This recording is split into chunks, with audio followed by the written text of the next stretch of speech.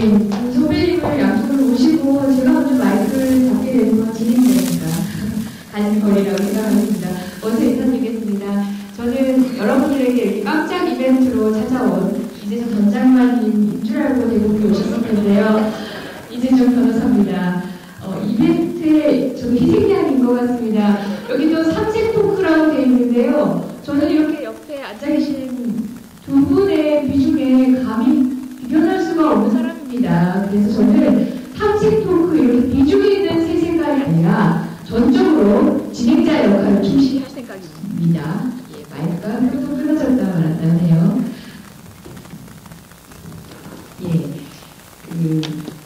저는 뭐 변호사들 하면은 대부분 전공이 있는데 저는 사회 전문 변호사입니다. 그래서 각종 행사에 가는데요. 뭐 다른 행사 있으면 불러주셔도 되고요. 여기 두 분이 뭐 사회가 필요 없는 언변을 자랑하시는 분들이어서 때로는 제가 꺼내놓은 보릿자루 같을 수도 있을 것 같습니다. 예, 양해 부탁드리고요. 오늘같이 암울한 현실에서 그래도 정치, 우리가 발견된 현실부터 이야기를 시작하려고 하는 여러분들과 함께 할 수 있어서 저는 영광입니다. 말이 길었습니다. 그분이 어색하실 텐데요. 예, 그리고 먼저 소개를 해 올리려고 하면은 나이를 기준으로 올려야 하나요? 저는 예, 잘생긴 사람을 미모순으로 예, 그럼 미모순으로 하는 걸로 하겠습니다. 제 주관적인 판단입니다. 예, 기대하고 계신 것 같아요. 예. 네. 마이크를 지금 계셔서. 예, 그러면은 먼저 마이크를 지금 계시니까 양보해 주시는 거죠? 예. 미모야 뭐 확실하지. 예. 정봉주 의원님. 미모는 제가 좀 되지만 이제 자세가 제가 훌륭하지 않아요. 우리 유시민 선배 같은 경우는 토크에 나오는 자세가 저게 뭡니까? 아까 만났는데 그 빨치산 지금 막 쫓겨나고 온 사람인 줄 알았어. 그래서 개발하고 헌팅한 건가 이게. 여러분 반갑습니다. 1일날 우리 유 선배, 유 장관님이 JTBC에서 재밌는 토론을 했다 그러는데 저는 저보다 능력이 조금 나을 것 같은 사람 토론 안 봅니다. 왜냐하면 그 얘기 듣고 있다 보면 오염되기 때문에 이게 자꾸만 내가 같이 가기 힘들려요. 그래서 안 보는데 그때 아마 전체 변호사가 백수라고 얘기를 했나요? 네, 그래서 종합소득세 신고하는 개인 사업자라고 말씀드렸어요. 그분이 참 묘해요. 사선산 좀 참 부드러운데 방송만 나가면 사람들 그렇게 아픈 데를 팍 긁어주더라고 옛날에. 전혀 안 아픈데. 옛날에 유 장관님이 그러듯이.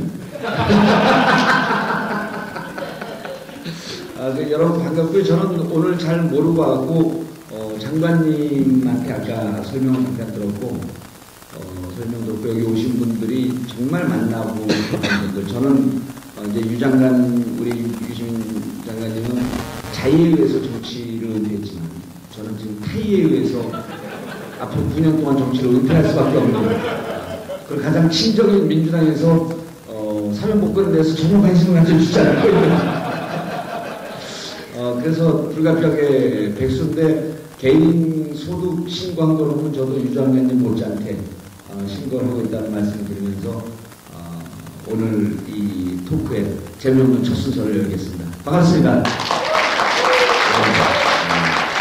사회적 필요 없이 그냥 바로 가셔도 될 것 같아요. 오시느라고 고생하셨어요.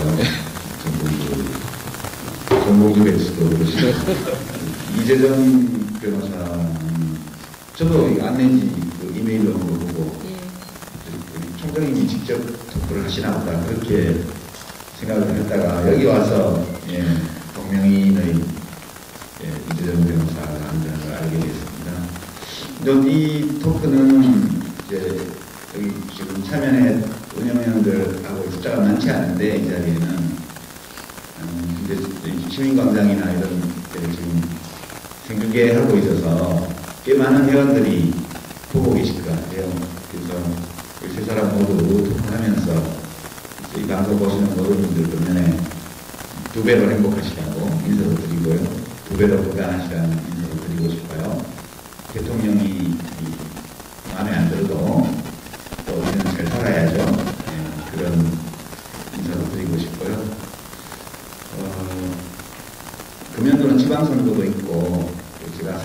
생각해보니 한 3년 반 전에 경기도에 나와서 한 200만 표 조금 더 받았는데 한 4% 지더라고요. 요즘 선거가 보니까 큰 선거가. 은혜영 의원님도 와 계시고 민주당에서 여러분들 하시고 저는 정의당 소속인데 홍당원인데 정의당에는 노재석 후보가 지금 그전에 심상정 의원 계셨는데 의원 숫자가 너무 적어서 이번엔 좀 부담이 많이 되실 것 같아요. 출마하시기가. 그런 분들도 있고 다른 후보 발굴하려고 노력을 많이 하고 있는 걸로 이렇게 알고 있습니다. 오늘 뭐 시국 이야기도 좀 나누고 또 금년도 전망도 좀 해보고 전망이 안 좋을 때 어떻게 살아야 되지 그런 것도 좀 고민해보고요. 또 차면에서는 진짜 여기 겨울철 세들 모임이잖아요. 추운 데만 살아라는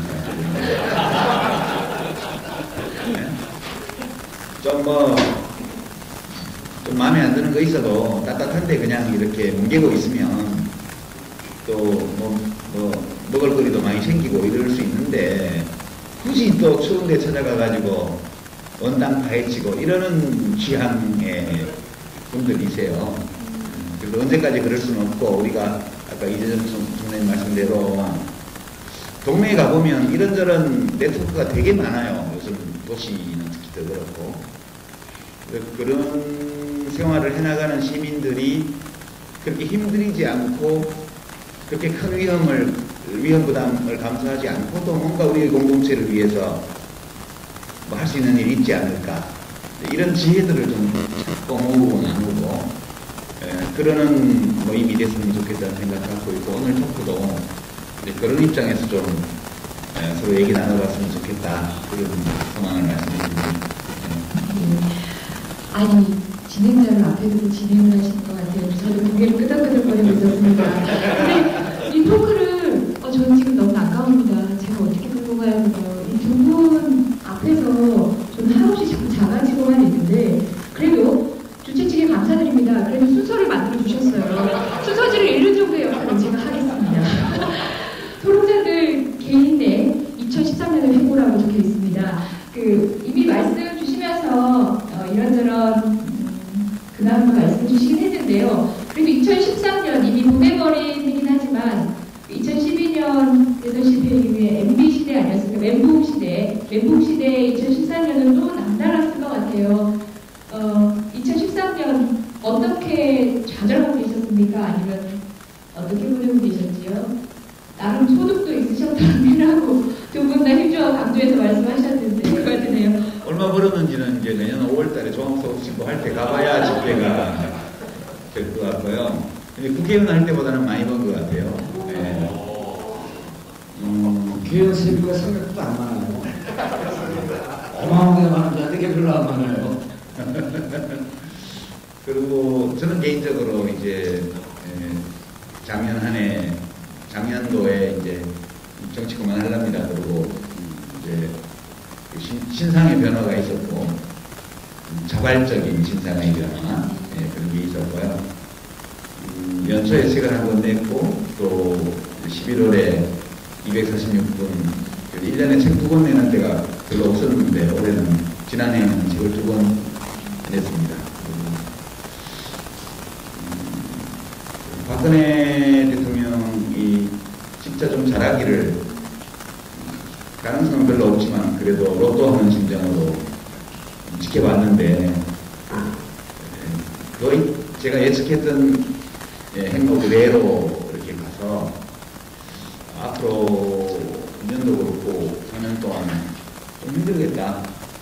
제가 밥통 2세 이 말하니까 되게 성질을 내더라고. 어떤 언론에서는 밥통 2세 치하에서 살아남는 법에 대한 연구를 우리가 잘 해야 될 것 같아요. 금년에. 저는 지난해 하루 이제 법무부 출장 갔다 와서 그런지 1년 내내 정신이 없더라고요.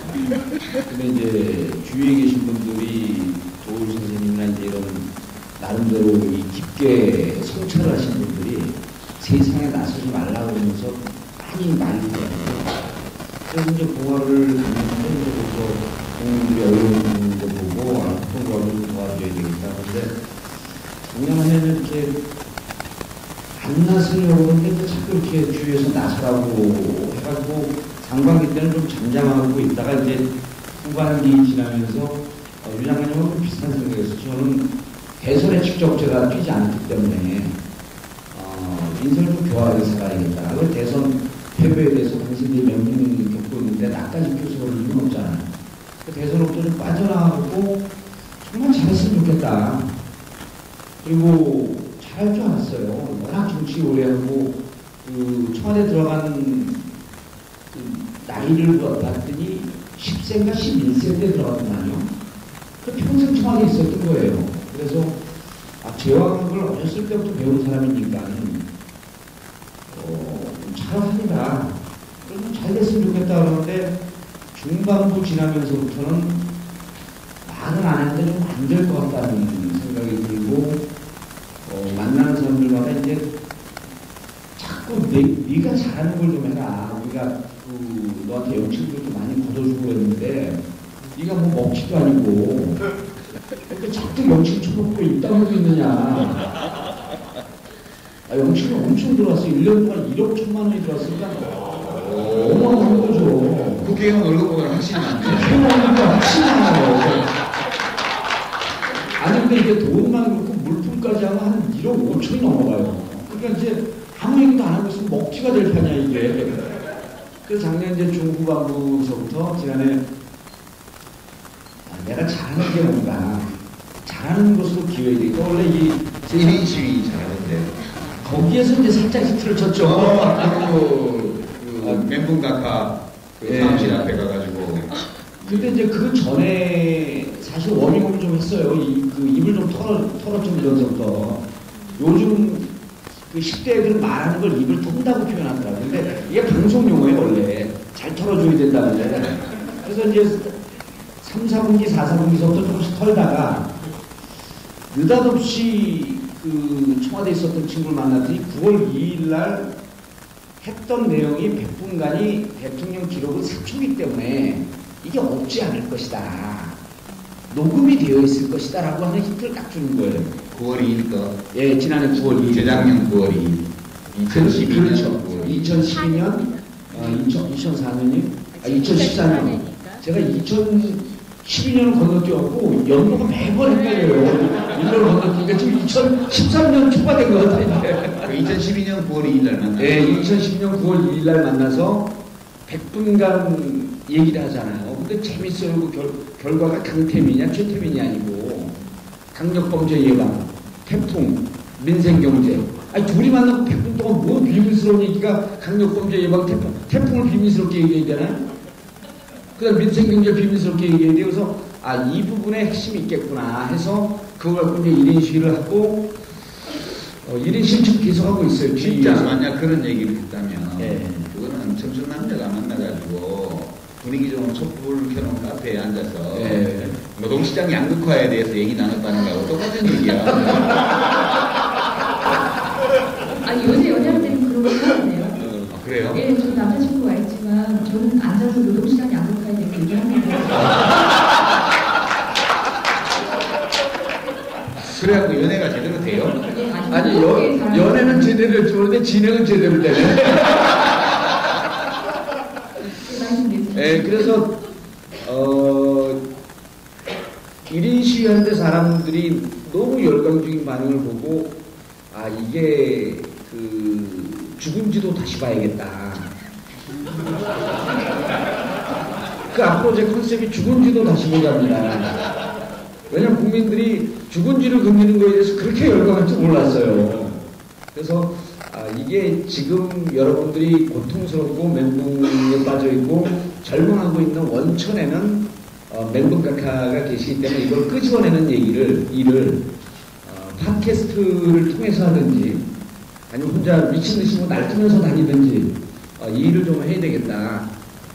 그게 아마 현 정권한테도 좀 아프거나 혹은 역사를 제대로 만드는 일 아니겠느냐 해갖고 팟캐스트를 지금은 내일 첫 녹음을 합니다. 낙곰수 시즌 2 말하는 거예요. 팟캐스트 시즌 2죠.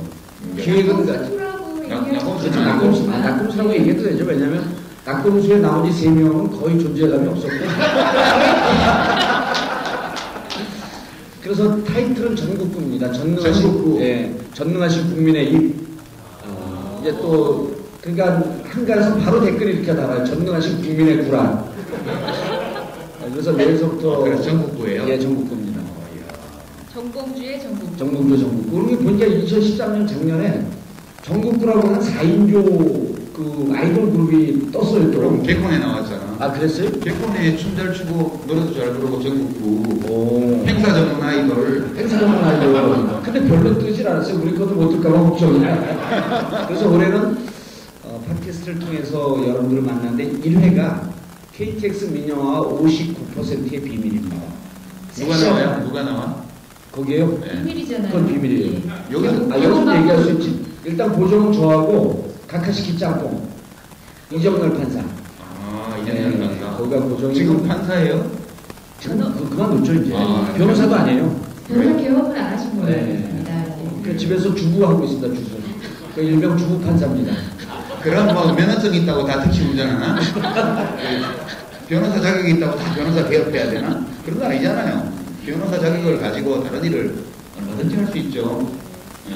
올해는 가끔씩 이제 우리 유장관 좀 해야 되는데 유장관님이 아주 내용도 좋고 재미도 있고 그런데 팟캐스트를 하면은 꼭 안 뜨더라고요.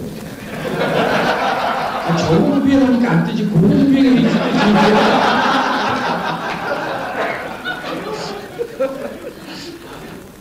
말씀 끝나신 건가요? 예. 예. 2013년에 대한 세번을 해주셨는데요.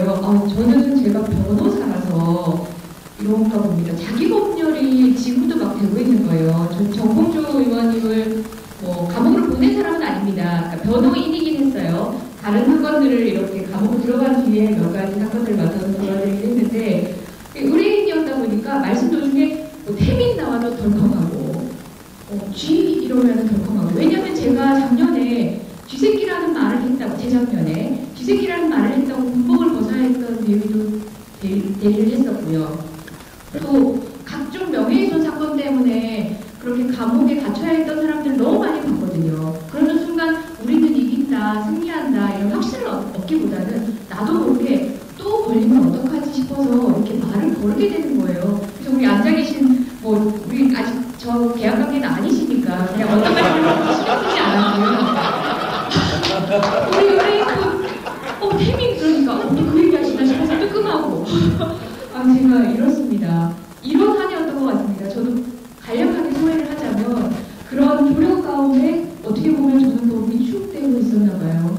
저도요. 근데 여기 우리 원혜영 선배님 오셨는데 얼마 전에 시민단체에서 그 허위사실 유포에 의한 명예훼손을 이 형량을 감옥 징역형을 빼는 걸 한번 모였고 그 세미나 한 적이 있는데 그 징역형 빼야 됩니다. 아니 난 반대야.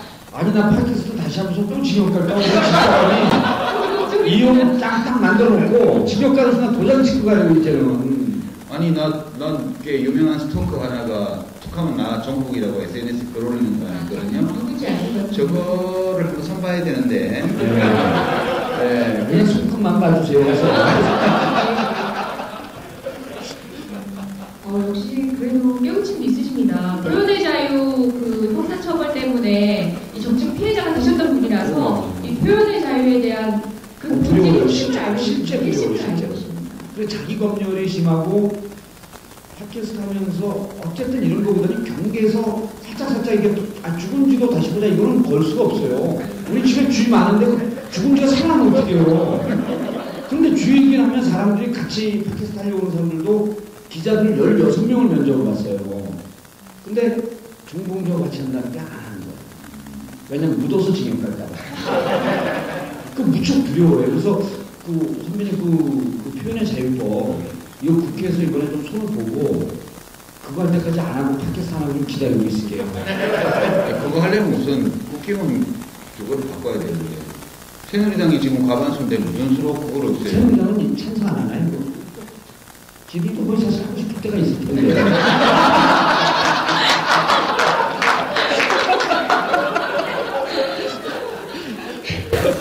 예, 어쨌든 그래도 저희 쪽이라고 이렇게 분류를 해버려도 되나요? 저희들은 표현의 자유를 고민을 하고 어쨌든 피해를 이렇게 당하시더라도 형사 고소를 하고 이런 거는 몇 번을 생각을 하시잖아요. 근데 그걸 악용하시는 분들이 이제 그쪽 분들이기 때문에 거기는 10초도 안 돼서 바로 네, 고발하는 맞습니다. 또 그리고 또 같이 부응을 해주는 검경 권력들이 있잖아요. 그렇다 보니까 저희가 하면 뭐 무혐의로 된 것들도 물론 변호사님이 단정적으로 얘기하면 안 저 되지만 국가보안법으로 고발당했는데 예. 언제? 얼마 전에 그 장성택 사건이랑 예예. 그 이석기 사건이랑 아니 국방생 모자 쓰고 같은 성격이라고 얘기했잖아. 걸린 게 맞아요. 예. 활빈단에서 예. 활빈단이 저 세 번째 벌써 고발하고 저 우리를 고소하시는 단골이신데요. 그건 무법죄로 어떻게 안 돼요? 예, 제가 경험이 있으니까 이거 끝나고 상상하시면 알죠.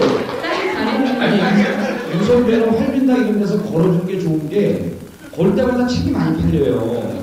에이 별로 많이 안 그러니까 팔려. 책딱 보고 잊어먹을 듯 하면 이제 나오고 그러는데 저희는 진짜 나서 얘기하면 그 허위사실 유포에 의한 명예훼손 이거는 걸면 다 걸려요. 뭐 빠져나갈 길이 없어요. 아니 고의사실을 유포하면 안 되지. 아니 그러니까 맹점은 거기 있습니다. 이게 사실에 의한 명예훼손인지 허위 사실에 의한 명예훼손인지 일단 수사권이 발동이 되잖아요. 그렇지. 수사권이라는 게 권력인 거예요. 그러니까 뒤에 한마디를 항상 붙여요. 꼭 그렇다는 확정은 없지만 아니면 말고 이렇게 아니 붙여놓으면 이제 그것도 걸려요. 여기까지 추정입니다, 소설입니다. 그래도 실질적으로 그 뜻을 그렇게 전파하려고 그랬던 거 아니냐라고 해갖고 그렇게 딱 묶어세우면 피해갈 수가 없어요. 얘를 나는 아직 괜찮은데. 유선배는 은퇴했잖아요. 나는 아직 돌아갈 사람이 뭐고. 아니 1월 25일 날 그 이광재 지사가 그 태백의 어떤 분이 아주 훌륭한 분이 출판 기념회를 하는데 와 그 얘기를 좀 해달라는 거예요. 식사로 해서 정말 보니까 그 노총 부위원장님들이 훌륭하신 분이었고 해주고 싶은데 이게 저는 피상 요건이 없어서 선거운동도 못하거든요. 근데 이분 도와주십시오라고 말 한 번 하는 순간 바로 선거법으로 걸리는 거예요. 그러니까 그러니까 저니까 이 정도 얘기하고 다니지 보통 사람들 같으면 이거 입을 완전히 막아놨어요. 그 집사람이 야 당신 정말 대단하다. 그렇게 막아놨는데도 어떻게 이렇게 말이 많아? 근데 진짜 이거 팟캐스트 하려고 그러니까 그 많은 그 한 70% 정도 되는 우리 팬카페 회원들이 하지 말라고 그랬다고 하면 또 감옥 간다. 그래서 이거를 국회에서 그 새누리당한테 잘 보여갖고 좀 통과를 시켜줬으면 좋겠어요. 아무리 잘 보이려고 그래도 안 돼요. 안 되나요? 막법인데 걔는. 걔들 빠꿈이라고 허위사실 아니에요? 예, 아니 뭐 정치 얘기, 시민정치 얘기하기 위해서 모였는데 너무 다른 얘기 하는 것 같아 보이시지만 결국 시민정치 이런 소통 가운데 큰 장애가 되는 게 바로 이런 문제입니다. 그럼요. 그리고 무슨 얘기를 해도 오늘 주제하고 맞는 게 유시민이 나와서 얘기하는 건 다 시민정치야. 어느 번 해도 주제에서 벗어나지 않아. 예. 여튼 뭐 여러분 그래도 소중한 거 얻어 가십니다. 계속 이런 문제 관심 가지셔야 돼요. 명예훼손죄 이런 표현의 자유에 스스로 자기 검열을 할 만큼 형사처벌을 두려워해야 되는 나라가 되어버렸거든요. 제가 이명박 정권 들어서 이런 후퇴가 가시가 됐었어요. 그전에는 저희는 뭐 다른 이것 역시도 표현의 자유 역시도 선진국 반면이었거든요. 근데 너무나 후퇴가 돼서 지금은 이것만으로 따지면 우리는 후진국이라고 부르기도 민망할 정도입니다. 우리 한국의 명예훼손죄 처벌 사례는 정말 심각할 정도예요. 이제 후진국 됐어요.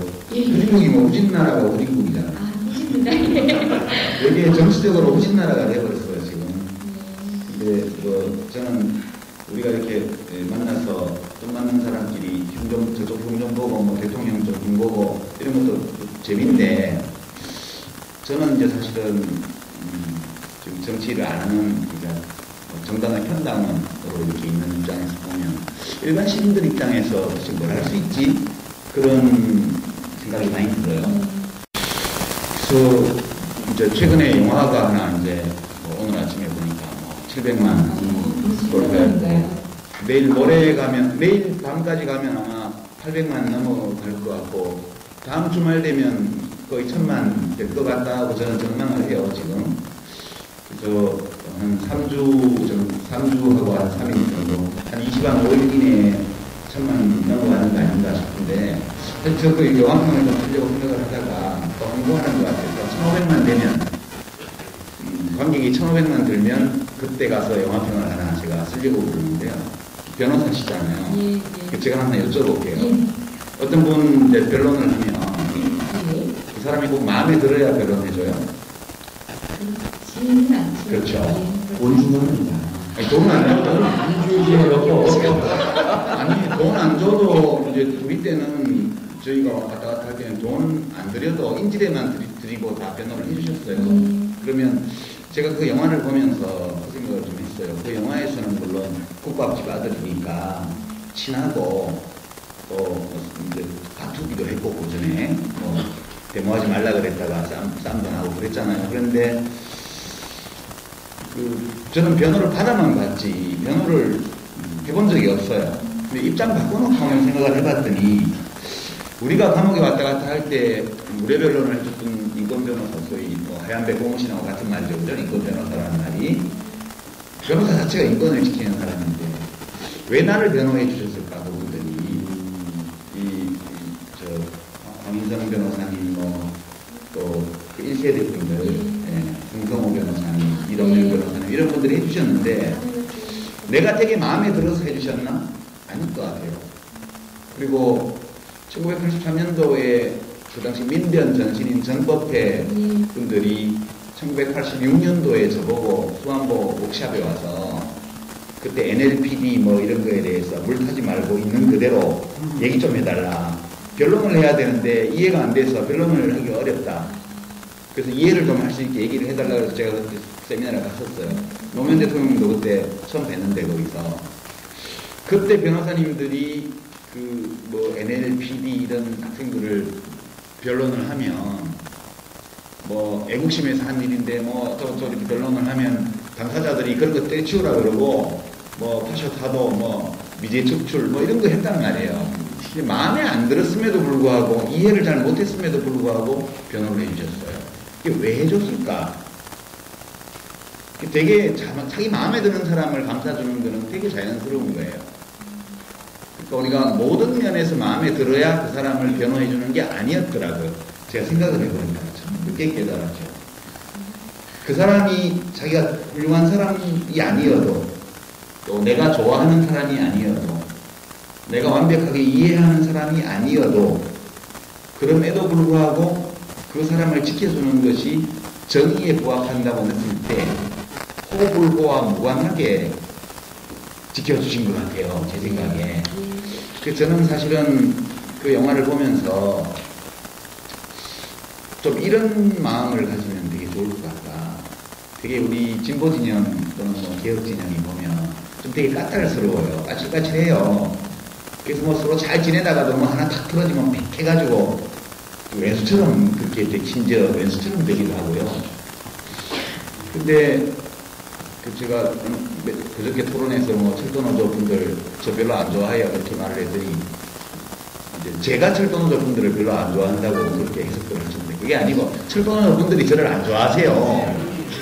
네, 저도 또 철도노조를 다 좋아하는 것도 아니에요. 그리고 코레일 노동조합이 하는 게 다 마음에 드는 것도 아니에요. 제 생각에. 그 대기업 노동조합들 혹은 공공분야 노동조합이 하는 행동을 다 제게 좋게 보이지 않아요. 정교조가 하는 게 다 이뻐 보이지 않아요. 근데 이제 그렇게 되면 우리가 정교조 문제 있어, 뭐 대기업 노조 문제 있어 막 싸우잖아요. 문제 있는 건 얘기를 하긴 해야죠. 해야 되지만 그 정교조를 보배노조로 하고 철도노조를 저렇게 막 쥐잡듯이 그렇게 코너에 몰아서 이렇게 작전을 펴고 이런 걸 볼 때 철도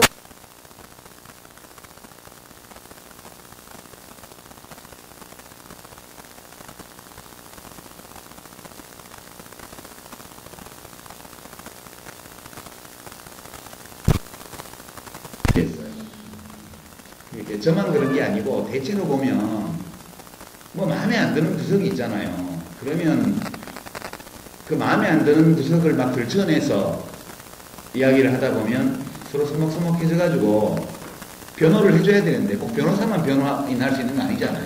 네. 서로 변호인이 될 수 있는데 그런 게 우리 문제 아닐까. 우리가 일상적인 삶에서도 그렇고 정치적인 공간에서도 그렇고 어떤 대상에 대한 다른 사람에 대한 호불호하고 또 생각이 몇 % 일치하느냐 이런 문제하고 어떤 상황이 벌어졌을 때 한 편이 돼주는 연대하는 거하고는 좀 다른 차원에서 접근을 해야 되지 않나? 그런 생각이 요즘 많이 들어서 뭐 그 얘기 좀 해봤으면 좋겠다 그런 생각이 듭니다. 철도보조라든지 정교조 몇 가지 예를 주셨는데 그뿐만 아니라 저희가 지금 목도하고 있는 뭐 진보당부터 예. 시작해서 나눔 얘기가 통합진보당. 예. 네. 저도 작년에 이분을 변호했었습니다. 마음에 들어서 하신 건 아니죠? 아니 그냥 변호했습니다. 말씀드리면서 자연스럽게 예, 물꼬를 터주셨. 저는 그 같은 얘기에 다른 방식으로 좀 접근했으면 좋겠는데 아까 이제 제가 그 허위사실 그걸 자꾸 얘기하는 이유가 지금 이거 방송 나가잖아요. 그리고 이제 전 국민 미디어 시대가 열렸어요. 제가 그 창원에 가서 공무원 노조인데 한 200명쯤 되는데 부탁을 드렸어요. 그 핸드폰을 녹음하지 마라. 녹화하지 말고 그 시민 기자 계시냐? 그러니까 없대요. 제 앞에 오마이뉴스가 앉아 있었으면서. 오마이뉴스 정기자가 앉아 있는데 없대요, 기자가. 그래서 제가 그때 그 노원을 앞두고 그 노원병의 신이 되려고 하는데 노원병신 될까 걱정되는 거예요. 근데 그게 바로 유튜브로 뜨는 거예요. 근데 이제 이게 그리고 그 다음날 안철수 후보 측한테 이제 미안하다고 사과를 했는데 사과로도 이제 감정이 안 울죠. 그러니까 그 금태섭 변호사하고는 개인적으로 친한데도 옆에서 누가 안철수 측에서 정봉주 좀 데리고 가지 그러면은 싫어요 이렇게 얘기하지 않고 정봉주는 무서워요. 근데 그게 싫다는 얘기예요. 근데 이제 시민활동하다가 우리 다 찍어요 여기서 이 하는 얘기를. 그래서 그냥 이게 참 김대중 대통령 시절이나 노무현 대통령 시절 같은 무슨 얘기를 해도 자기 검열이 없는데 지금은 지역에서 그 이제 두 가지 전 문제점을 좀 고민을 해봐야 되는데 어떤 얘기를 해도 피해갈 수 없습니다 이제. 그럼 사람들이 너무나 자연스럽고 자발적으로 참여할 수 있는 지표는 뭐냐면 표현의 자유에 대해서 정치권도 그렇고 이 민변도 그렇고 시민사회 쪽에서 이걸 좀 여는 투쟁을 좀 해줘야 되겠다. 예를 들고 자는 모르지만 이석기원의 아로 그것도 농담으로 사설을 산 내용이 증거로 녹음이 됐고 증거로 올라가는 거 아니에요. 물론 이제 그거는 불확실한 의도적으로 찍은 거지만 근데 그런 게 지역에서 협동조합 일을 한다든지 시민사회 운동을 한다든지 작은 네트워크 할 때 늘상 만나는 문제예요. 여기서 이렇게 의식 수준이 있는 분들은 그 정제돼서 점잖게 얘기하잖아요. 근데 지역에 가서 박근혜 얘기를 하면 별 무서운 얘기를 다 해요. 진짜 무서워. 정말 무서워요. 근데 그걸 누군가 동영상 찍어갖고 올려놓으면 그분은 앞으로 영원히 그 얘기를 이제 못해요. 그래서 이런 표현의 문제에 있어서 시민운동을 함에 있어서 표현의 문제를 잘 좀 고민을 해줘야 되겠다라고. 여기처럼 이렇게 생중계 하면 미리 조심을 해. 괜찮아. 그런데 또 우리 이제 라이브로 들이대면 더 세게 얘기하니까 이게 비용이에요 이게. 그 다음 이제 두 번째가 뭐냐면 이제 유시민 장관님 저렇게 깊은 좋은 사람 좋지 않은 사람을 철학적으로 성찰하는 건 안티가 많기 때문에 그렇습니다. 안티를 많이 경험해보다 보니까 좋아해지 꼭 지지해 주는 거잖아요. 내가 17대 때 국회에서 유선배로 친하게 대하지 마세요 기자들한테. 그때 저한테 기억도 못할 거예요. 뭐라 그러냐면 야 내가 이 말까지도 부드럽게 하고 인격도 훌륭하고 난 대통령감이야. 난 영원히 대통령 안 나올 줄 알았어. 이제 내일모레 이제 60대니까 이제 반성하기 시작하는 거예요. 철들지 마세요. 철들자 도망 난다고 조심해야 돼. 근데 이게 협동조합 운동을 하든 시민 지역 활동을 하든 제일 큰 게 뭐냐면 다 똑같은 곳을 바라보고 가는 건데 한 지역에 똑같은 곳을 바라보고 가는데 똑같은 얘기를 하면서 서로 다른 조직들이 10대 개가 늘 하면 존재하면서 상대방을 계속 공격을 해요. 그러니까 우리를 이렇게 탄압하고 환경을 좋지 않게 만드는 새누리당이나 현 정권에 대해서 문제 제기를 하는 것보다 그건 10%도 안 합니다. 90%가 우리 같은 곳을 바라보고 있는 다른 모임을 하고 있는 거기를 지속적으로 욕을 해요. 그리고 욕하는 기술도 어떻게 그렇게 잘 발달되어 있는지 기기묘묘하게 안 좋은 것만 끄집어내니까 같은 곳을 바라보고 네트워크를 하자고 하면서도 서로의 감정은 완전히 다 상해 있어요. 여기 뭐 죄송한 말씀입니다만 민주당 내에서도 막상 민주당 의원님들이 그런 부분을 잘 모르실 것 같은데 친노와 반노의 감정의 골이요. 없다고 잠깐 부인한다 없지 않고 친노와 반노의 감정의 골이요. 진짜 적보다 더 미운 동지예요.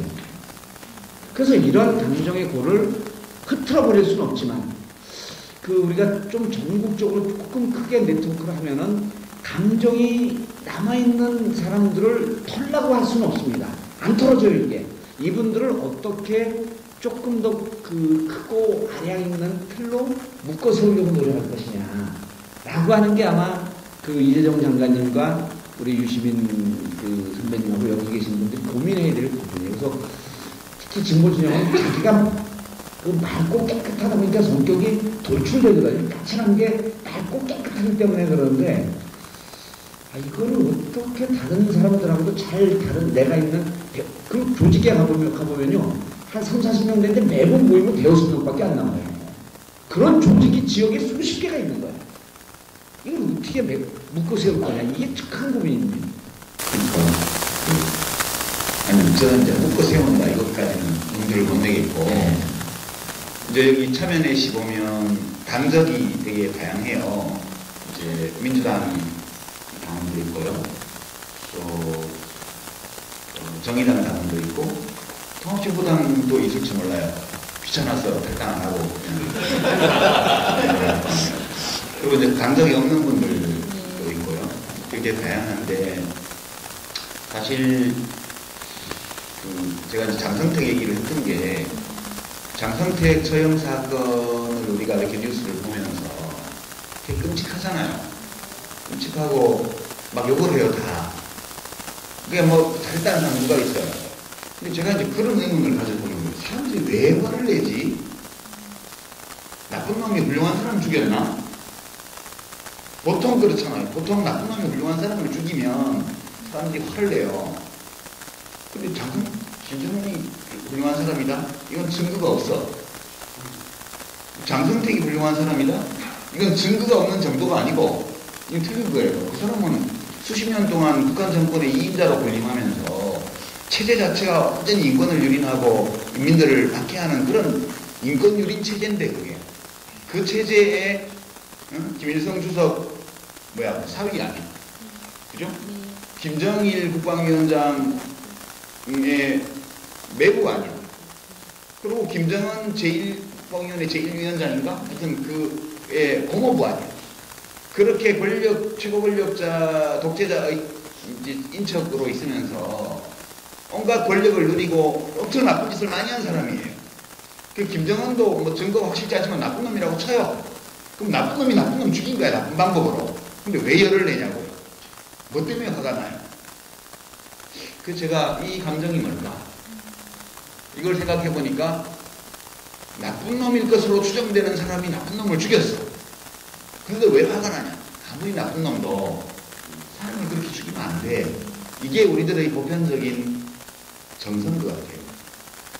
근데 아로 사건 소위 이렇게 보면서 그 당시 언론, 특히 종편, 보수 언론 이런 쪽에서 그걸 몰아간 걸 보면 국정원하고 이거는 정말 우리 대한민국이 법치국가고 헌법이 있고 이렇기 때문에 못 죽이는 거지. 우리가 이국과 같은 체제를 갖고 있었으면 그냥 가서 총살시켰어요. 제가 보기에는. 그 동기, 그걸 몰아가는 방식 다 똑같아요. 다만 북은 독재체제고 우리는 민주주의 국가이기 때문에 이 제도를 무시할 수가 없기 때문에 저런 방식으로밖에 못하는 거예요. 그러나 진짜 노동신문이나 조선중앙 동신이나 이런 데서 장성택에 대해서 보도하는 거나 건성건성 박수치는 거 이게 죄가 되는 거야. 애국가 안 부르는 거하고 똑같은 거예요. 행사에서. 우리가 애국가 안 부르는 거를 저쪽에서 건성건성 박수친 거, 호주머니 손 집어넣은 거 이런 거 비슷하게 취급한 거래요. 저는 봐요. 이게 우리들의 보편적인 어떤 분노의 감정을 유발하는 보편적 정서가 아무리 나쁜 놈이라도 살아있는 사람을 그렇게 죽이면 안 돼라는 요 의식 있잖아요. 이게 너무너무 중요하게 저는 느껴지는 거예요. 저는 이석기 의원이 훌륭한 사람이라고 생각 안 하거든요. 열심히 사는 사람이지만 그분의 어떤 사고방식이나 견해나 행동방식이 절대 훌륭하다고 생각 안 해요. 그러나 훌륭하지 않으면 감옥 가야 돼요. 훌륭하지 않아서 감옥을 보내야 된다면 도대체 몇 명이나 감옥 안 가고 우리가 살 수 있냐고요. 저는 평생 가 있어야 돼요. 적고 봉도사는 평생 감옥에 있어야 돼요. 그래서 저는 이 감정을 조금 확장해보자는 생각을 했어요. 그 사건들을 보면서 만약 훌륭하지 않다는 것을 이유로 사람을 비난하고 잡아가지고 죽이고 것이 나쁜 것이라면 훌륭하지 않다는 이유로 남을 막 실제로 보면 비슷한데 그런 사람들끼리 어떤 훌륭하지 않은 못한 점을 찾아서 막 그걸 끄집어내고 공박하고 이렇게 하는 분위기가 계속 존재하는 한은 상승부에서 어떤 정치공학, 어떤 선거 전략에 입각해서 어떤 방식으로 그걸 만들어 나가든 그 기초에 깔려있는 정서적인 어떤 바탕이 없다면 효과내지 어렵지 않겠냐. 그래서 우리 모두가 어떤 걸 묵는다는 생각을 하기 이전에 다 출발은 개개인이기 때문에 우리들 각자가 대한민국에서 또는 이북에서 벌어지고 있는 이 많은 일들을 보면서 우리 삶에서 진짜 중요한 어떤 감정, 느낌, 우리 삶의 원칙 이런 것들이 뭔가에 대해서 좀 더 깊이 생각해 보고요. 만약 우리들이 이런 면에서 훨씬 더 진전된 생각, 넓은 생각, 깊은 생각을 하고 그런 것들을 우리들의 삶 속에서 하나씩 일상생활 속에서 구현해 나갈 수 있다면 정봉주 봉도사 말씀하신 그 위에서 큰 틀에서 묶으려고 하는 노력 이런 것들이 빛을 낼 수 있을 거라고 저는 생각을 하고 그리고 4년 지나면 정권도 바꿀 것 같아요. 그런 생각이어서 저는 그냥 많이 들어서 그냥 두서없이 토론하고 왔습니다. 아니, 오늘 탐색토크가 정당 정치, 시민 정치인데요. 다 다른 정당, 그리고 다 다른 생각의 세상을 가지고 있는 시민 정치인들이 어떻게 우리가 무거워질 것인가. 그게 이 큰 이야기를 통해서 하고 싶었던 얘기인데 그 작은 모습으로 이렇게 심정적으로, 감정적으로 이렇게 설득되는 말씀을 해주신 것 같아요. 마무리하고 그러면 끝내면 될 것 같아요. 주제를 끝내면 되는 거예요? 끝내면 되는 거예요? 아니요, 그냥 끝나면 될 것 같아요. 왠지 감정이 확 동했어요. 저는. 결론을 마치겠다는 거예요. 지금 봉도사 지금 나보고 그러고 있지. 지금 속으로 야지 먹고 있고. 진작 정치할 때 그러지 이러는 거예요. 제가 이렇게 넉넉고 이렇게 말씀을 듣다가, 우리 이거 언제 하지? 이렇게 적어주신 내용 지금 야당들도 시체말로 까야 되고요. 시민단체 노동계에 대한 평가도 냉정하게 해주길 바라시고, 뭐 이렇게 하다 보니까 정당 시민정치에 대한 전망과 나아갈 길 결론이 나왔어요. 결론이 나왔어요. 결론이 아니에요. 그냥 말 꺼내본 거지. 그리고 이제 이 시민 정치나 이제 시민 활동이 우리 삶의 근본을 좀 한번 닦아보자는 거 아니에요. 그러니까 대한민국에서 정의가 이깁니까? 그러면 거기에 동의하는 사람들이 한 5%도 안 될 거예요. 어떻게 정의가 이길 수 있지? 근데 북유럽 국가에 가서 정의가 이깁니까? 그러면 그 사람 정신질환자잖아요. 어디 정신병에서 탈출한 사람이지. 그런 걸 왜 물어봐? 그러니까 아니, 정의가 당연히 이긴데 그걸 도대체 왜 물어보지? 그러니까 기본적으로 이 사회의 수백 년 동안 역사가 이 기득권 극소수 분들이 장악하고 있던 이 권력 구조가 항상 국민들의 정상적인 흐름으로 가려고 하는 이 투쟁에서 늘 그들이 이겼던 거예요. 그러니까 지금 우리가 시민 정치하고 시민운동 하는 게 유시민 정치, 유시민 운동이 아니고 이거를 하려고 하는 게 사실은 이 사회가 정의가 이길 수 있다라고 하는 것에 대한 새로운 답을 찾는 사회를 한번 가보자. 그러면 불의가 스탠다드가 되고 정의가 비주류가 되는 이런 사회를 계속 살아왔단 말이에요, 우리가. 근데 이제 그게 그나마 김대중 대통령 시절, 노무현 대통령 시절, 그리고 그 전에는 민주화 운동을 하면서 세상을 바꾸려고 했던 뿌리는 이제 갖춰졌는데, 이게 뭐 뿌리만 갖춰주고 맨날 그 사람들이 개인적으로 성찰한다고 하더라도 힘으로 외워야 되지 않으면 할 수 있는 게 없는 거거든요. 그래서 저는 그래서 시민운동은 그런 거다. 근데 이제 이게, 유럽처럼 오랫동안 이 뭐 시민활동이나 이런 그 계몽주의, 휴머니즘 이런 게 뿌리가 없었기 때문에 이게 정치하고 연동돼서 가지 않으면, 상당히 오랜 시간이 걸릴 뿐만 아니라 그 꽃을 피우기가 좀 어렵지 않겠느냐 하면서 저는 동시에 이제 그 시민 정치가 제대로 가려면 정당 정치가 제대로 가야 되는데 한번 실론적으로 이런 문제 제기를 해보는 거예요. 지금 정당 정치가 중앙당 중심의 정치거든요. 근데 지금 여러분 우리가 하는 시민 정치나 이런 협동조합이나 풋뿌리 네트워크 이런 거는 어찌 보면 자치 운동이에요. 근데 대한민국 정당 구조는 완전 중앙당 구조예요. 그러니까 지방 가서 보면은 예를 들어서 그 우리 유선배도 대구에서 출마했다가 이제 오고 뭐 김부겸도 했다가 좀 오피스가 있고 그런데 이 그 민주당 간판을 안 걸고 이렇게 좋은 사람들이 모여서 대구에서 지역 정당을 한번 만들어 보려고 하는 그러한 욕구들도 있을 수 있습니다. 그런데 이런 것이 만약 잘 이루어지면 전에 한번 이제 그 장관님하고 그런 얘기를 하다가 16개 시도당이 모여서 중앙당의 당총재나 당대표를 뽑는 구도가 아니고 16개 시도당의 대표들이 돌아가면서 중앙당 대표를 하고 정당의 운영은 타운홀 미팅을 중심으로 했고 그 지역 정당 중심으로 가는 정치 구조를 한번 만들려고 하는 그러니까 지금 이 중앙당 중심의 정당이 바뀌지 않으면 우리가 하는 시민 정치나 이런 참여 네트워크 이런 것도 늘 벽에 부딪혀서 가기가 좀 힘들기 때문에 이 문제를 정당 정치 변화까지 한번 같이 고민을 좀 해볼 필요가 있다. 그래서 저는 처음에는 그게 그 지역 기득권 중심으로 가겠지만 16개 시도당 지역당 중심으로 지역의 정당이 만들어지는 그래서 중앙당에서 내리꽂는 이런 정당 이 기득권 사실은 민주당도 어찌 보면 그 대단히 기득권화되어 있는 거 아니에요. 그러니까 시민들이 지금 지지율을 안 보내고 있는 거죠. 이게 막 그 자기 기득권을 버리고 개혁하려고 하는 노력하고 이러면 지지율이 많이 보이겠죠. 그러니까 그 안철수 국정 물어보면 정당을 안 만들고 아무것도 안 하니까 가장 높은 지지율을 보내고 있어서 아무것도 안 했으면 좋겠대요. 저희들은. 그러니까 늘 회의하면은 하지 말자는 사람들이 늘 대세되는 거야. 가만히 있다고. 그러니까 이게 민주당이 이렇게 가는 것도 사실은 중앙당 중심의 조직이 되어 있는 거 아닌가라고 하는 것을 실험적 문제의식을 좀 던져보고 싶은 거예요. 그래서 그러면 지역에 예를 들어서 대구에서 정말 참 그 개혁적이고 민주적인 분들이 대구에서 정당을 만들면 그 지역에서 이런 시민 네트워크 하는 사람들하고 깊게 연동될 수밖에 없거든요. 이런 정당 구조하고 같이 고민해 볼 필요가 있겠다. 근데 좀 봉도사께서는 너무 이상적이죠. 그러니까 제가 정치권에 돌아가려고 하니까 이상하게 하고 있습니다. 이제 문제의식은 제가 이제 크게 공감을 하는데 이제 우리 봉도사께서는 겪어본 당이 민주당이잖아요. 열린우리당 민주당. 저는 이제 그 전에 국민참여 개혁당, 그 다음에 이제 열린우리당, 그 다음에 이제 너무 많이 해갖고 국민참여당, 통합진보당, 그거 겪어봤고 정의당 이렇게 와 있는데 이게 우리 이제 봉도사가 안 겪어본 당을 저는 조금 겪어봤어요. 제가 통합진보당을 하고 나서 제일 크게 느낀 게 그 경험을 통해서 느낀 게 실제로 이제 이정희 대표하고도 통합 논의하던 시절에 제가 그 얘기를 아주 진지하게 한 적이 있어요. 원혜영 의원님 계신데 기억나실 거예요.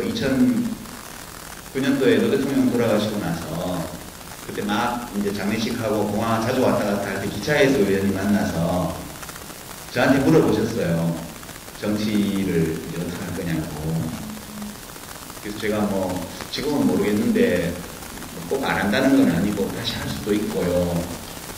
이제 되게 이제 원혜영 의원님이 저보고 민주당에서 새로 하는 거는 좀 어렵겠지? 그렇게 저한테 물어보셨어요. 기억나세요? 네, 그래서 제가 기차에서 그건 제가 안 할랍니다. 그렇게 얘기를 했어요. 제가 만약 정치를 새로 하게 되면 민주당 아닌 데서 저는 할랍니다. 그렇게 이제 말씀을 드렸고, 그리고 민주당 아닌 데서 하다가 이제 그만뒀죠.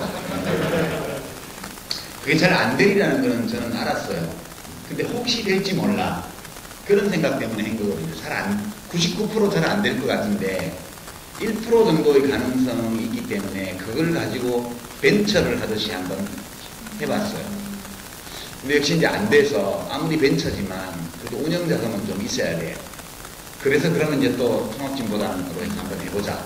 그래서 이른바 제3당 전략을 계속 가지고 갔는데 그때 제가 이정희 대표한테 이제 통합 논의가 막 나올 무렵에 이정희 대표님은 권력이 뭐라고 생각하세요? 제가 물어본 적이 있어요. 이제 대답을 안 하시기에 권력은 생선가게 같은 거예요. 제가 그랬습니다. 비린내가 나요. 비린내가 안 날 수가 없어요. 생선을 만지기 때문에. 근데 비린내 나는 정도는 괜찮은 것 같아요. 썩은 냄새가 안 나면 돼요. 그런데 사람이라는 거는 아주 큰 권력을 가지면 큰 기득권이 되고 아주 작은 권력을 가지면 작은 기득권이 되는 것 같아요.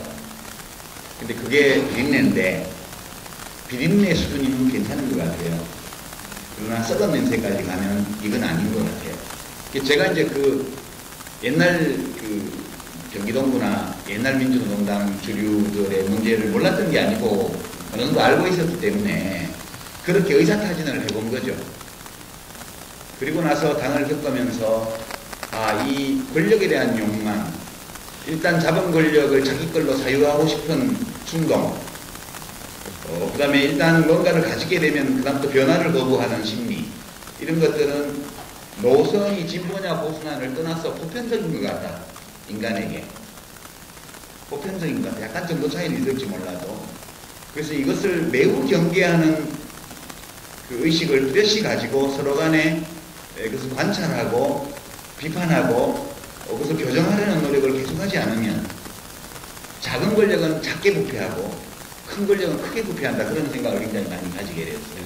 그러니까 여러 가지 저도 10년 정치를 하면서 정당개혁에 대한 여러 아이디어들을 냈고 시도도 해보고 그렇게 해봤습니다. 싸움도 해보고 해봤는데 저는 새누리당은 아주 거대한 기득권 집단이라고 봐요.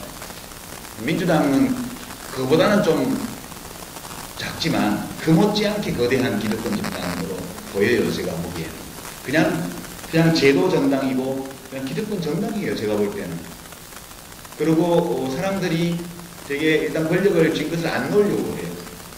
안 놓으려고 그러고 그 권력 이미 가지고 있는 기득권을 좀이라도 그 근본에서 위협할 수 있다는 느낌이 들면 곧바로 움츠러들어서 그 모든 시도를 배척해요. 제가 열린우리당 민주당에서 본 거는 그거였고요. 통합진보당에서 본 거는 정말 8평짜리 학고방인데 8평짜리 오막살인데 거기서 또 안방을 차지하려고 싸우는구나. 응? 그거 다 가져봐야 별 재산 아닌데 그 8평짜리 집에서도 내가 안방을 써야 되겠다고 다투는구나. 인간이라는 게. 그런 것을 제가 굉장히 많이 느꼈거든요. 그러니까 지금은 제 느낌에는요. 지금 안녕대자보라든가 철도노조 파업에 대한 전례 없는 지난 한 20년 동안 볼 수 없었던 노조 파업에 대한 국민들의 풍넓은 지지라든가 그 다음에 각종 그 시국 현안에 대해서 국민들의 태도 변화가 느껴지잖아요. 요새. 이 바탕에 있는 것이 뭘까라고 막 이렇게 살펴보면 노무현 대통령 때가 열정, 분노 이런 것들이 동력이 되었던 시대였다면 더 이상 그 열정과 분노만 가지고는 상황을 앞으로 못 끌고 가는 시대가 된 거예요. 지금 훨씬 더 어려운 시대라는 뜻입니다. 낭만이 사라지고 아주 철저하고 철두철미하고 냉혹한 손익계산이 지배하는 시대가 되어버렸어요. 그러니까 이 상황을 벗어나기 위해서 그 결과가 현재의 상황이라고 저는 보고요. 이걸 벗어나기 위해서는 시민들 개개인의 생각, 감정, 자기 삶을 바라보는 태도가 깊어지고 성숙해야 된다. 그리고 성숙한 의식을 토대로 한 새로운 연대가 나와야 된다. 그렇지 않으면 못 벗어날 거다. 맨날 노무현을 극복해라, 넘어서라, 백날 얘기해도 안 될 거다. 그거는. 그렇게 생각을 하고 저는 이 최근의 변화를 되게 기쁘게 보고 있어요. 드디어 대한민국 사회에 본격적으로 자각한 시민의 집단이 등장하는구나. 이제 그 숫자가 굉장히 늘어나고 있고 그 폭이 커지고 있구나. 그리고 그 사람들이 느끼는 감정, 정서, 고민이 깊어지고 있구나. 이제 영화변호인 열풍은 그것을 아주 단초적으로 보여주는 여러 징후 가운데 하나가 저는 그렇게 판단하고 있고요. 그래서 저는 이 문제는 공학적으로 어떤 정당개혁이나 이런 거에 대한 걸 하는 것도 좋지만 지금까지 이제 뭐 민주당이든 진보정당들이든 정당을 끌어온 분들이 정말 솔직한 대화를 나눠봤으면 좋겠다는 생각을 들어요. 시민들 개개인이 더 크게 눈을 뜨고 더 넓게 생각하고 더 깊게 고민하는 그런 흐름들이 지금 잡혀가고 있기 때문에 이 정치권이 이걸 못하면, 이 흐름을 타지 못하면 어떤 변화도 안 일어나리라고 봐요, 저는. 그래서 저는 이제 정치권에 별로 이제 발이 안 닿으니까 발넓은 봉도사께서 한번 새로 시작하는 전국구에서 이런 문제 한번 다뤄보시면 어떨까. 아니 예를 들어서 뭐 문재인, 손학규 이런 분들을 모시다가 진짜 이런 문제들에 대해서 허심탄회하게 이야기 나눌 수 있는 기회를 만들어 보는 거예요. 그런 논의의 토대에 의해서 민주당을 어떻게 혁신할 거냐, 야권을 어떻게 혁신할 거냐, 어떻게 연대하고 통합할 거냐, 이런 논의들은 이 토대가 있어야만 과거에 계속 반복해오던 그 쳇바퀴를 벗어나서 한 차원 높은 곳으로 올라갈 수 있을 거다. 저는 그렇게 보고 정치권에서도 그냥 대자보만 비치지 말고 좀 국민들 앞에서 정말 깊은 고뇌와 고민 이런 것도 있으시니까 그런 걸 해가면서 하면 좋지 않을까? 좀 말이 너무 길어졌는데.